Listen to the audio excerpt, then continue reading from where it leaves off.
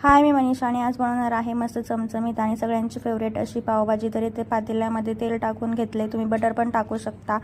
बारीक चिरलेला कांदा, बारीक चिरलेला टोमॅटो टाकून थोडंसं मीठ टाकलं आहे जेणेकरून टोमॅटो लवकर शिजावं। चांगलं मस्त मिक्स करून घेतलेले आहे आणि थोडा वेळ त्याला बारीक गॅसवर शिजवायला ठेवलेलं आहे। इथे कुकरमध्ये भाज्या मी शिजवून घेतलेल्या आहे। त्याच्यामध्ये फ्लॉवर, बटाटा आणि वाटाणा एवढंच मी भाज्या घेतलेल्या आहेत। तुम्ही कोणतीही भाजी याच्यामध्ये टाकू शकता। चांगली मॅश करून घेतली, बारीक करून घेतली आहे।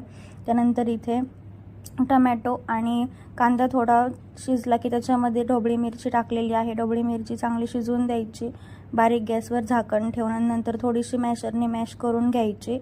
आणि त्यानंतर इथे तेल सुटलं ना की त्याच्यामध्ये मसाले टाकायचे आपले डेली यूजचे। तर याच्यामध्ये लाल तिखट, गरम मसाला, हळद, पावभाजी मसाला, मिक्स मसाला, कांदा मसाला हे सगळं टाकून चांगलं मिक्स करून घेतलेले। त्यानंतर याला आहे ना थोडंसं परतून घेतलेले बारीक गॅसवर। त्यानंतर आपण ज्या भाज्या मॅश करून ठेवल्या होत्या तर त्याच याच्यामध्ये टाकलेल्या आहेत आणि चांगलं मिक्स करून घेतलेले आहे। आपल्याला जेवढं पाणी पाहिजे तेवढं पाणी टाकायचं। जर पातळ पाहिजे असेल तर जास्त पाणी टाकायचं, कमी पाहिजे असेल तर थोडंच पाणी टाकायचं। आणि त्याच्यानंतर ह्याच्यात थोडंसं वर्ण उकळी आली ना की त्याच्यावर थोडंसं बटर टाकलेले आणि नंतर कोथिंबीर टाकून चांगलं त्याला मिक्स करून घेतले आणि थोडं 5 मिनिट शिजवून दिल्यानंतर आपली पावभाजी तयार आहे।